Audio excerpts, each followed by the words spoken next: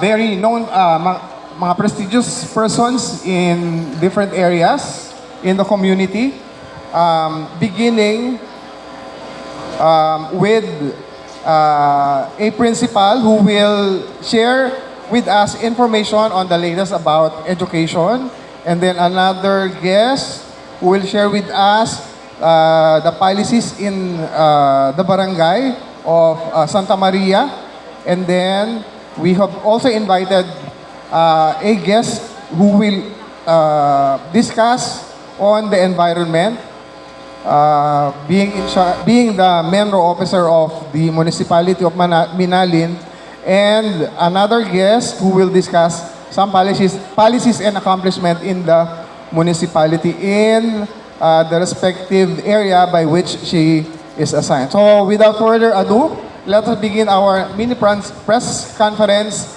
by listening to some of the words from the Principal 3. Okay, so before we proceed, we would like to announce na kasali po dun sa sports natin na live yung mga group. Okay,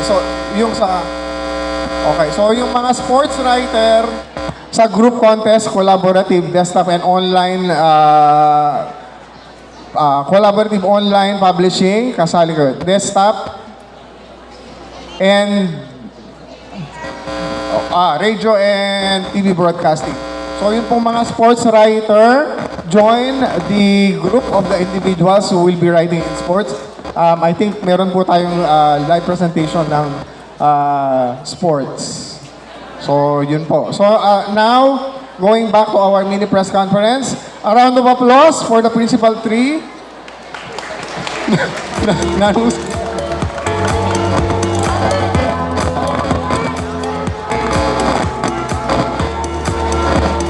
Okay po. So, the Principal 3 of Jerry Rodriguez National High School, Sir Rolando Zapata. Sir,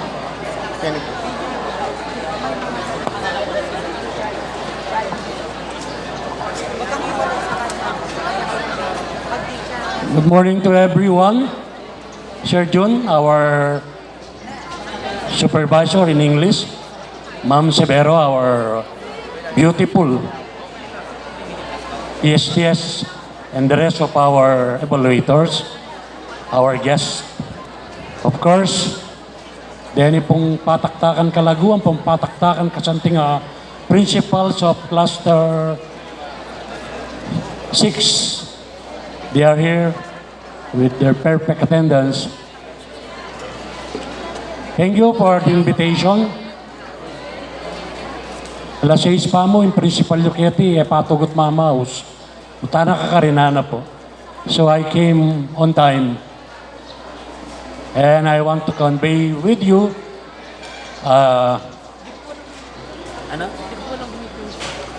information with regards to education.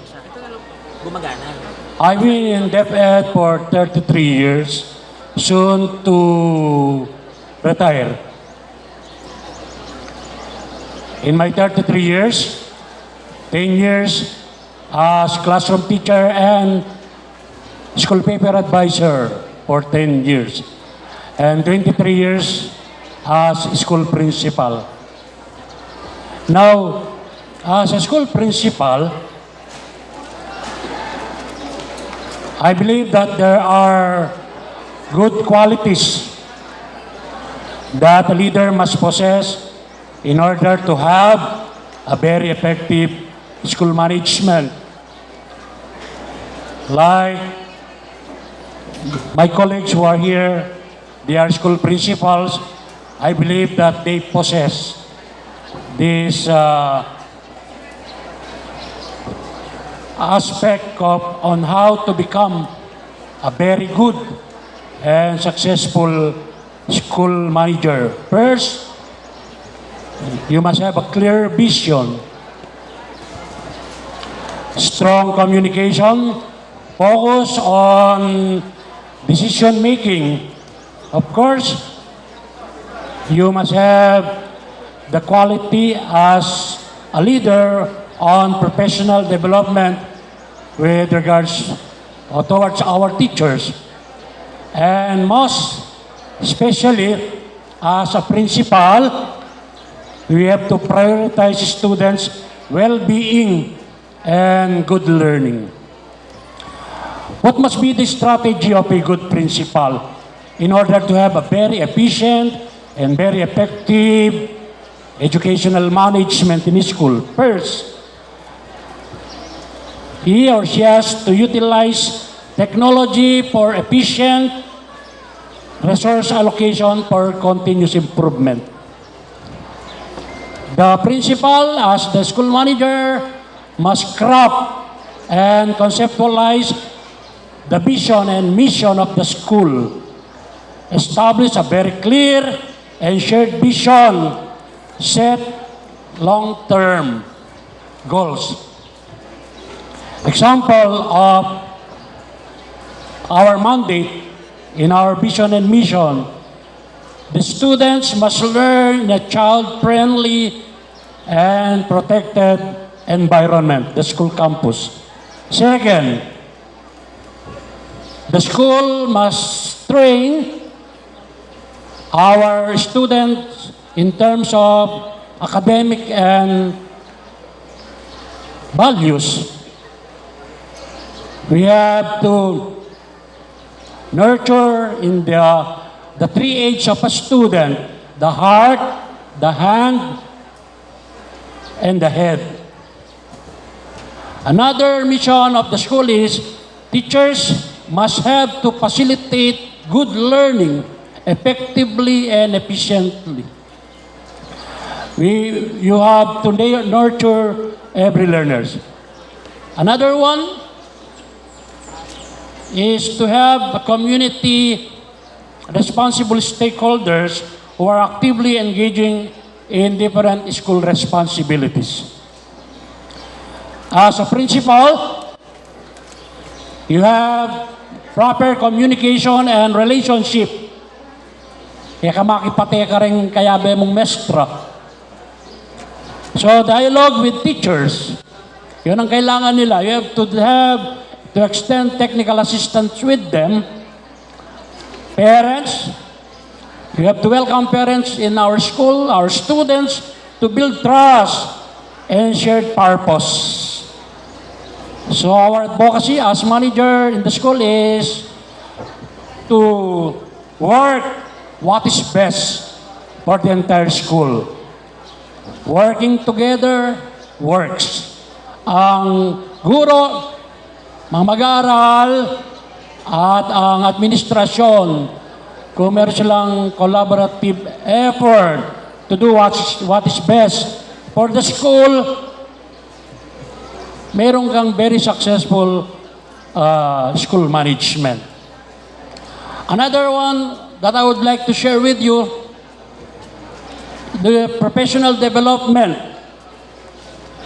The principal must support and train the teachers with updated teaching methods and strategies. Teach them, give them the technical assistance in the preparation of their daily learning log, so that good and proper quality education will be transmitted on the four corners of the classroom. Organize the learning action cells, the LAC session, attendance of teachers in various seminars, trainings, and other mandated seminars from the Department of Education. Ito yung mga punong guro, dito sila magaling sa capacity team building. Minsan ginagawa ito during the Gender and Development Seminar. And then symposium to be attended by teachers or any related professionalism in education for them to acquire more knowledge and know-how in the modern trend of teaching nowadays. Of course, the principal, the first advocacy, the mandate of the principal must prioritize the students' well-being, support the activities of our students, especially the activities of the SSLGs, the Supreme Student Learners Government, yung barkada laban sa droga, at iba pang mga mandatong organisasyon na approve ng DepEd dito sa loob ng paaralan. Pinagbabawal lang talaga yung pagbuo natin ng mga samahan. Minsan, nananakit tayo o meron tayong ibang layunin dito. Na? Okay. Another one, safety and security of the school. Make sure that everyone is protected and safe inside the school. The principals must be their top priority. Yung kapakanan ng ating mga mag-aaral. The school must be free from harm, stop bullying, there's no smoking, and most importantly, active, very responsible ang ating guidance and counseling program. We may invite other resource person to share with us, to share to the students about stress management and mental health awareness. The school must also be involved not only inside the four corners of the school campus but at the outside. Even in the community, we must be participative. Minsan may mga programa si Mayor, may programa si Konsehal, yung barangay, yung PTA na kailangan tayong makisalamuha, makisangkot upang makasama tayo. We must be partners, school and the community. As a principal, we foster a sense of shared purpose community. Maging aktibo sa Child Protection Program and the School Governing Council. At deal with gentleness and harmonious relationship with the Parents-Teachers Association. Sila yung arm na tutulong sa welfare of the school, particularly in different school projects. Empower your teachers. Rely on teachers' expertise. Listen to their suggestions and encourage collaboration. In the school, the administration must tap the potentials of our teachers, their skills, and their talents. Ang ating mga guro, hindi yan papasa sa board exam, hindi yan magiging magaling na public school teacher kung wala silang kasanayan. So, they bloom where they were planted. Dito sila itinanim sa sektor ng edukasyon. They will do their best to educate our young people in the community.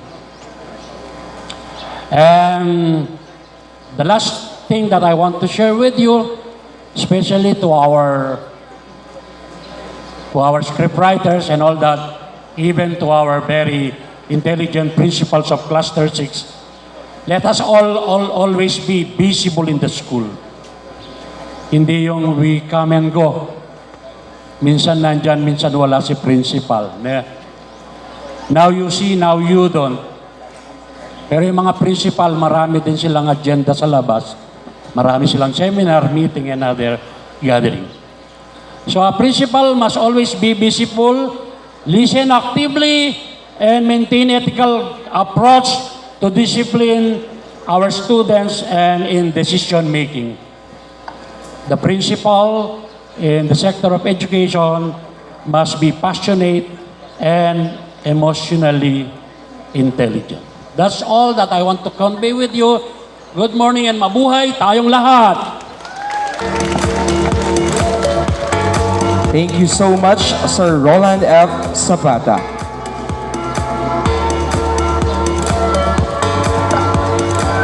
We will now award the Certificate of Appreciation. This certificate is presented to Sir Roland F. Zapata in recognition of his invaluable contribution and inspiring talk as a guest speaker at the mini press conference of the Cluster Schools Press Conference held on January 8, 2026 at Santa Maria National High School, Minalin, Pampanga. His insights and support have greatly enriched the event and motivated our young campus journalists to excel in responsible and impactful reporting. Signed by Mr. Mark Eric U. Balagtas, Cluster 6 Campus Journalism Coordinator, Mr. Arnel Pablo L. Agustin, Principal in Charge, and Mr. Ismael Amnuki, Principal 4, Chairman, Cluster 6. Once again, thank you so much, Sir Roland.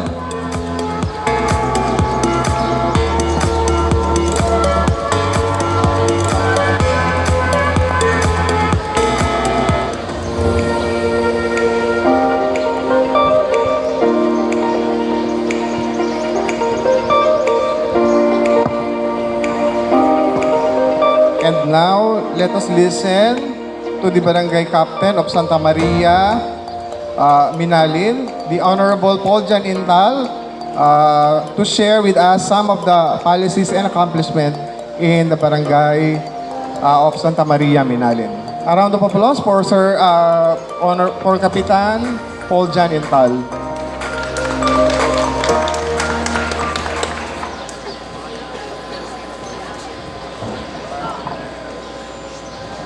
Hello po. Bayo po yung sabla, magrasyang abak ngam po kay katamo, kareng pong kay katamong bisita. Ngening kaorasan na iti, amenibat lapa po, kareng aliwang lugar, like San Simon, Apalit, Santo Tomas, and Minalin.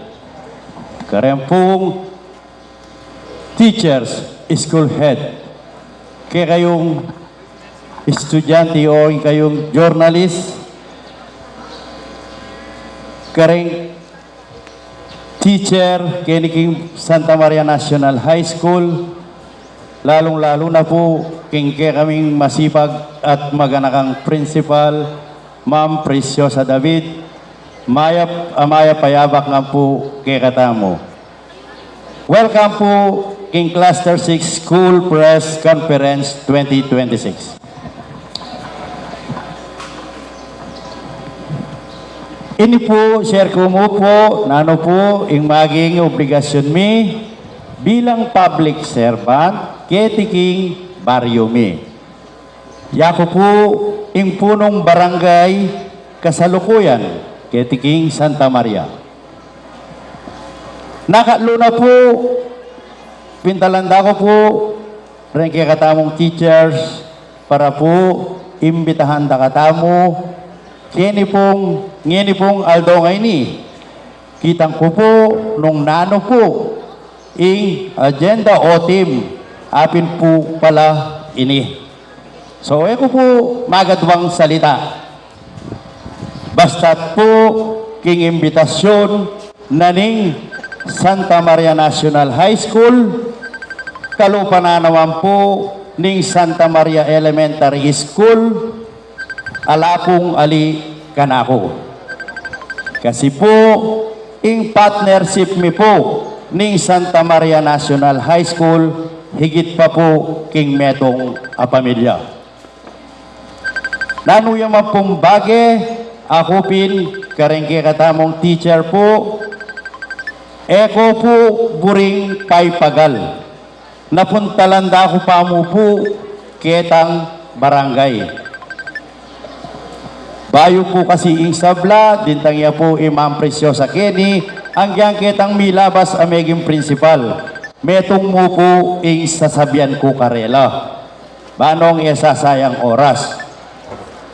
I-chat danako mo po or i-text, bang kanita po, agad na mo pong ma-action.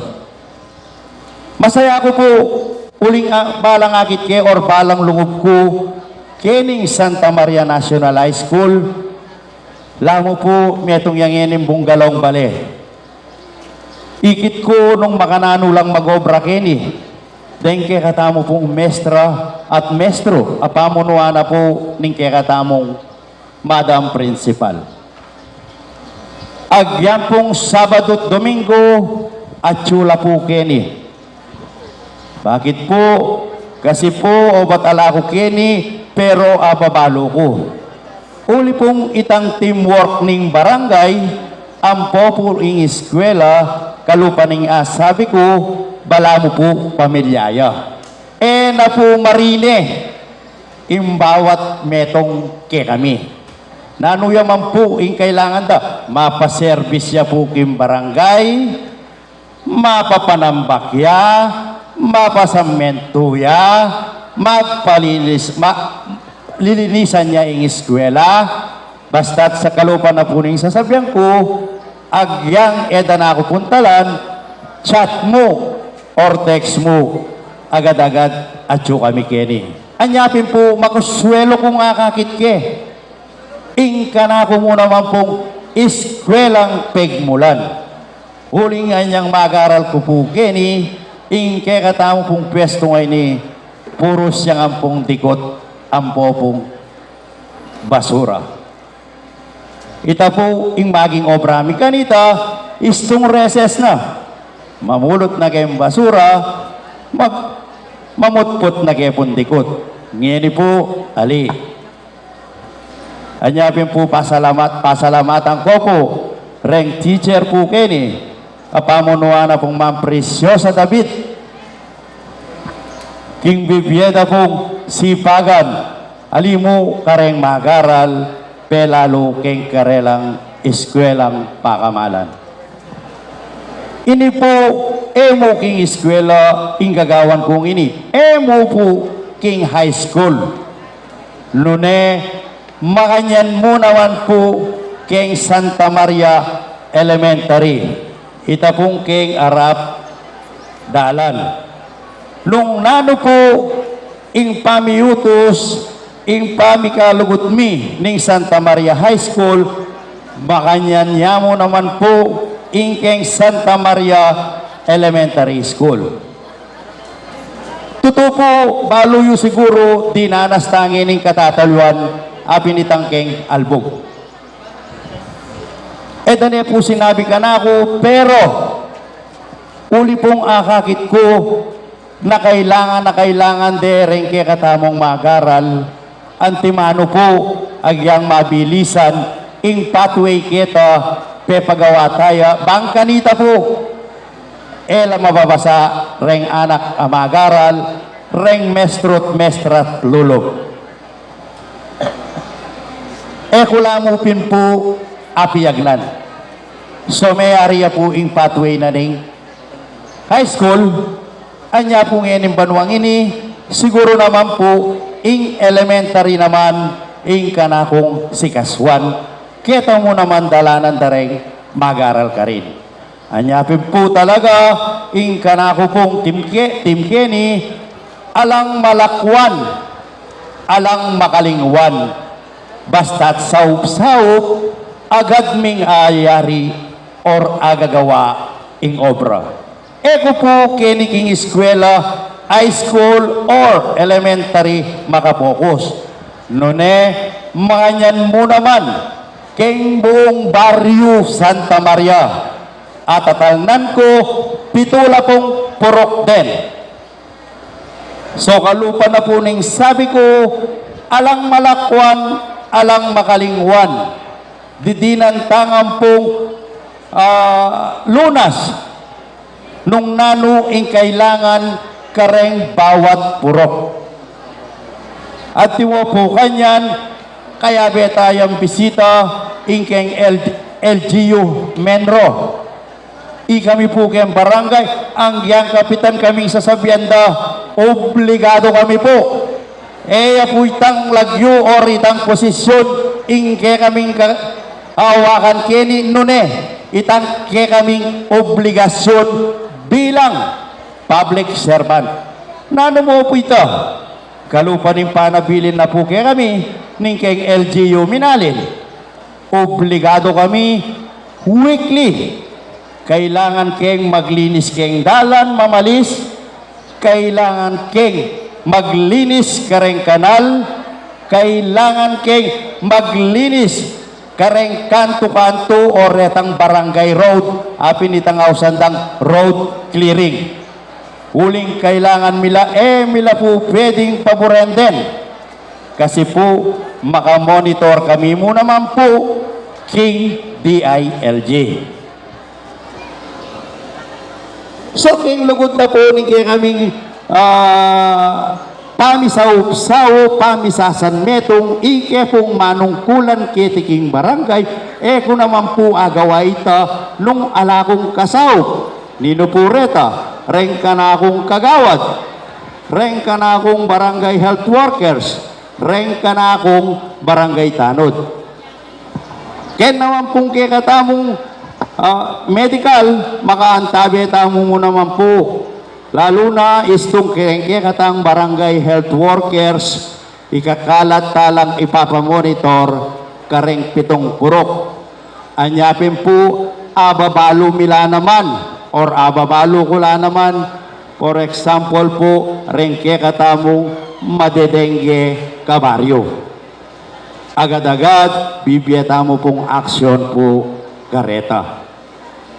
King peace and order, makanyan mo naman po. Lugod na po, Apong Maria, apa panatili mi po ing katahimikan, kaayusan, ketiking Barrio Santa Maria. So kalupad na po, dengke katamong teacher o mestrut mestra Chukeni, kalupad na po, kami mo naman po patugot, kami King Barrio. So, ang timo po ko, King Barangay, obligasyon, King Santa Maria National High School, obligasyon, Santa Maria Elementary School, obligasyon, makanyan mo naman, retang katamong anak o retang mag-aral po, ken daycare, mo monitor talangan po. Anya po, kanako, alang malakwan, alang makalingwan. Anya kune po pakalambat, dakal punta kala salamat, at magrasyang abak ng po kekatama. Thank you so much, Honorable Barangay Captain Paul John L. Intal, Barangay Captain of Barangay Santa Maria, Minalin. We now award the Certificate of Appreciation to Honorable Barangay Captain Paul John Intal in recognition of his valuable contribution and inspiring talk as guest speaker at the mini press conference of the Cluster Schools Press Conference held on January 8, 2026 at Santa Maria National High School, Minalin. His insights and support have greatly enriched the event and motivated our young campus journalists to excel in responsible and impactful reporting. Signed, Sir Eric U. Balagtas, our Class 6 Campus Journalism